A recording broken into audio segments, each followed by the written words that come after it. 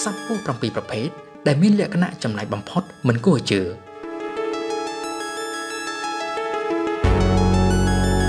នៅក្នុងពិភពលោកនេះអ្នកវិទ្យាសាស្ត្របានរកឃើញសត្វពស់មានចំនួនជាង 3000 ប្រភេទ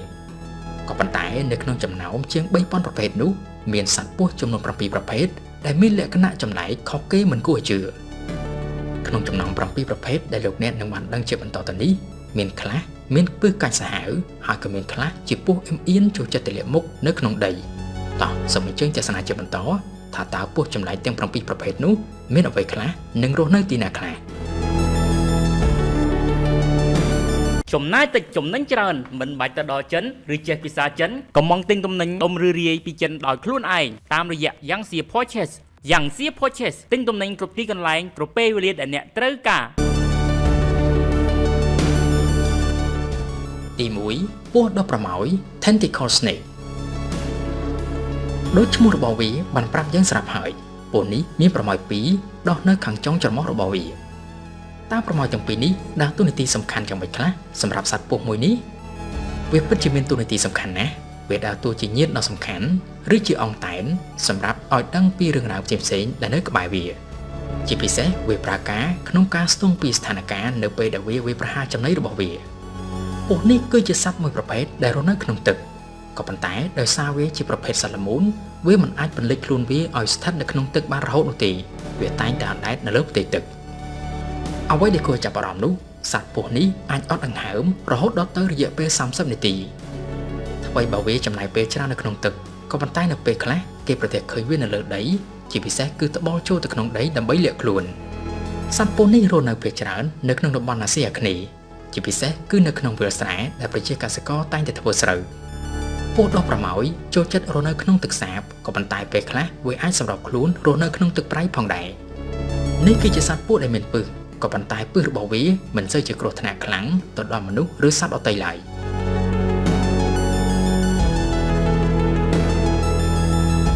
ទី2សត្វពស់ហោះ Flying Snake ឈ្មោះរបស់វាដែលគេដាក់ឲ្យថាសត្វពស់ហោះឬក៏ Flying Snake នេះស្ដាប់ទៅវារៀងលើសបន្តិចហើយមិនមែនវាអាចហោះពីកន្លែងមួយទៅកន្លែងមួយទេ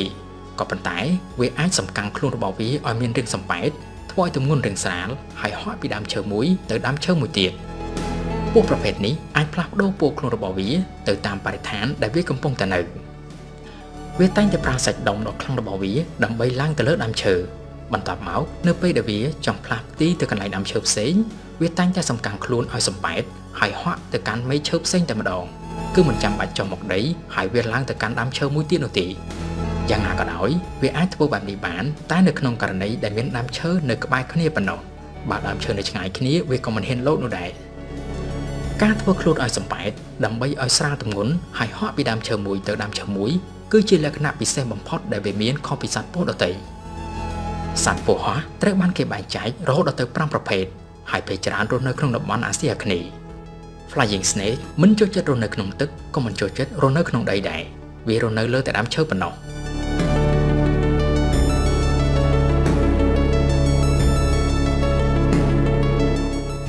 ទី3សត្វពស់នាគ Dragon Snake ដំបូងយើងចាប់ផ្ដើមជាមួយនឹងសត្វពស់ដែលរស់នៅក្នុងទឹកបន្ទាប់មកសត្វពស់ហោះដែលចូលចិត្តរស់នៅលើដើមឈើឥឡូវនេះយើងមកស្គាល់សត្វពស់មួយប្រភេទទៀតដែលចំណាយពេលវេលាភាគច្រើននៅតែក្រោមដីប៉ុណ្ណោះពស់នេះមានឈ្មោះជាច្រើនក៏ប៉ុន្តែឈ្មោះដែលគេស្គាល់ជាទូទៅនោះគឺពស់នាគឬក៏ Dragon Snake គេដាក់ឈ្មោះវាថា Dragon Snake គឺដោយសារតែខ្នងរបស់វាមានស្រកាក្រាស់និងលៀនចេញមកក្រៅដូចជាស្រការបស់សត្វនាគនៅលើខ្នងរបស់វាមានទ្រនុង3ជួរស្រកាក្រាស់ហើយលៀនចេញមកខាងក្រៅគួរឲ្យខ្លាចសត្វពស់នេះមានពណ៌ប្រផេះភ្លឺហើយមានប្រវែងម្ដងជាកន្លះម៉ែត្រតែប៉ុណ្ណោះដោយសារតែវាចំណាយពេលច្រើនរស់នៅតែក្រោមដីម្ល៉េះហើយកម្រណាស់មនុស្សនឹងប្រទះឃើញវាពេលច្រើនពស់នេះរស់នៅក្នុងតំបន់អាស៊ីអាគ្នេយ៍ជាពិសេសនៅលើឧបទ្វីបម៉ាឡេស៊ី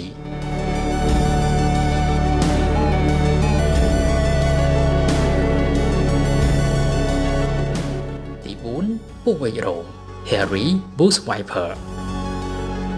នេះគឺជាសត្វពស់ដ៏ចម្លែកនិងគួរឲ្យខ្លាចបំផុតមនុស្សមួយចំនួនចាត់ទុកថាវាគឺជាសត្វពស់ដែលស្រស់ស្អាតទៅវិញក្នុងចំណោមសត្វពស់ទាំងអស់ សត្វពស់ប្រភេទនេះត្រូវបានគេដឹងថាជាសត្វពស់ដែលមនុស្សងាយសម្គាល់ជាទីបំផុតងាយសម្គាល់នោះគឺដោយសារតែពណ៌ហើយនិងស្រការបស់វាគឺជាអំបូរសត្វពស់ដែលមានពិសហើយពិសរបស់វាក៏សាហាវខ្លាំងណាស់ដែរ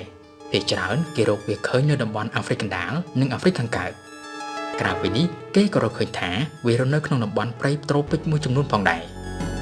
ដោយសារតែការរស់នៅរបស់វាមានភាពដាច់ឆ្ងាយពីមនុស្សដូច្នេះហើយអត្រានៃការចាក់របស់វាទៅលើមនុស្សនោះមានតិចតួចបំផុតយ៉ាងណាក៏ដោយប្រសិនបើអ្នកប្រទះឃើញវានៅក្នុងព្រៃកុំដោយសារតែសម្រស់និងភាពស្រស់ស្អាតរបស់វាអ្នកចូលទៅជិតឲ្យសោះព្រោះវាអាចបង្កគ្រោះថ្នាក់ដល់ជីវិតផងដែរ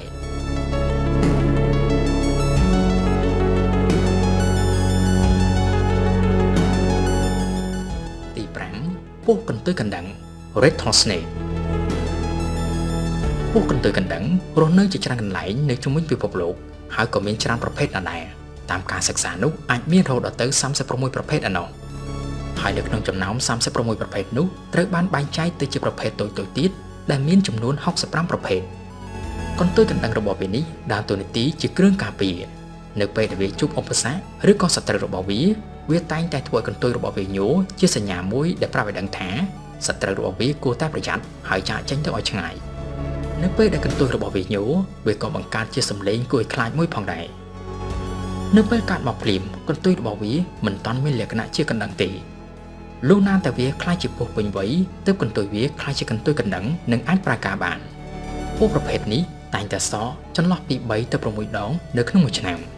នៅពេលដែលវាសក់ម្ដងកន្ទុយរបស់វាចាប់ផ្ដើមលេចចេញជារូបរាងកណ្ដឹងបន្តិចដោយបានជម្រាបពីខាងលើពស់នេះរស់នៅពាសពេញពិភពលោកគ្រាន់តែមានប្រភេទខុសៗគ្នាទៅតាមពូជពង្សរបស់វាតែប៉ុណ្ណោះ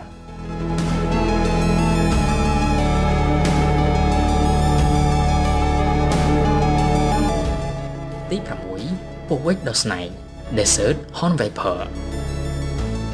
តាមការពិតទៅពស់ Rattlesnakeមាន3ប្រភេទក៏ប៉ុន្តែពស់ Rattlesnakeដែលគេស្គាល់ច្រើនបំផុតនោះគឺពស់វែកខ្សាច់ឬក៏ពស់វែកសាហារ៉ាគេដាក់ឈ្មោះវាបែបនេះគឺដោយសារតែលក្ខណៈត្រង់ក្បាលរបស់វាគឺមានស្នែង2នៅលើត្របកភ្នែកនៅលើវាលខ្សាច់ដ៏ក្តៅហួនហែងគឺវានេះហើយគឺជាអន្តរាយដែលមានពឹសច្រើនខ្លាំងជាងគេជាពិសេសវារស់នៅក្នុងតំបន់អាហ្វ្រិកខាងជើងនិងតំបន់មជ្ឈិមបូព៌ាជាញឹកញាប់គេបានរកឃើញវារស់នៅក្នុងប្រទេសអ៊ីរ៉ាក់សេរីលីប៊ីយ៉ាអេស៊ីបអារ៉ាប៊ីសាអូឌីនិងប្រទេសស៊ូដានពស់ប្រភេទនេះច្រើនធ្វើការវាយប្រហារទៅលើមនុស្សដោយមានប្រសិទ្ធភាពបំផុតពីព្រោះថាវាអាចបន្លប់ខ្លួនជាមួយនឹងដីខ្សាច់ដែលយើងមិនអាចមើលដឹងរីឯស្នែងទាំងពីរដែលមាននៅលើភ្នែកវានេះមានតួនាទីជាអ្នករារាំងដីខ្សាច់ដើម្បីកុំឲ្យចូលភ្នែក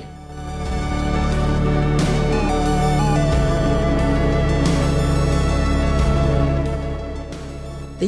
7ពស់ច្រមុះជ្រូក Hognose Snake សត្វពស់ចំណែកទី7នោះគឺសត្វពស់ច្រមុះជ្រូកសត្វពស់នេះត្រូវបានចែកចេញជា15ប្រភេទហើយរស់នៅពាសពេញប្រទេសអាមេរិករហូតទៅដល់ទឹកដីកោះម៉ាដាហ្គាស្កាពស់ប្រភេទនេះចំណាយពេលរស់នៅភាគច្រើនត្បូងចូលទៅក្នុងដីនៅក្រោមដីខ្សាច់ឬក៏នៅក្រោមស្លឹកឈើនៅចុងក្បាលរបស់វាមានប្រមោយតូចមួយស្រដៀងគ្នាជាមួយនឹងច្រមុះជ្រូកហើយប្រមោយតូចនេះដើរតួនាទីសំខាន់សម្រាប់ឲ្យវាត្បូងចូលទៅក្នុងដីម្យ៉ាងមួយទៀតពស់នេះក៏អាចប្រែក្លាយពណ៌របស់វាទៅតាមបរិស្ថានដែលវានៅផងដែរតួយ៉ាងប្រែក្លាយទៅតាមពណ៌ដីនិងស្លឹកឈើងាប់ៗសំណាងល្អសត្វពស់នេះមិនកាចសាហាវនោះទេវាតែងតែមានភាពខ្មាស់អៀនហើយលាក់មុខលាក់មាត់នៅតែក្នុងដីនិងក្នុងស្លឹកឈើនៅពេលដែលមនុស្សប៉ះពាល់វាក៏មិនបង្កភាពកាចសាហាវដោយការលោតចឹកឬលោតខាំនោះដែរប៉ុន្តែទោះបីជាបែបនេះក៏ដោយមិនមែនសត្វពស់ទាំងអស់សុទ្ធតែស្លូតដូចវានោះទេនៅពេលខ្លះអ្នកអាចនឹងច្រឡំហើយបើប៉ះពាល់ចំពោះដែលកាចសាហាវនោះអ្នកនឹងមានគ្រោះថ្នាក់ជាមិនខានចំណាយតិចចំណេញច្រើនមិនបាច់ទៅដល់ចិនឬចេះភាសាចិនកុំមកទិញទំនិញដុំឬរាយពីចិនដោយខ្លួនឯងតាមរយៈយ៉ាងសៀ Purchase យ៉ាងសៀ Purchase ទិញទំនិញគ្រប់ទីកន្លែងគ្រប់ពេលវេលាដែលអ្នកត្រូវការ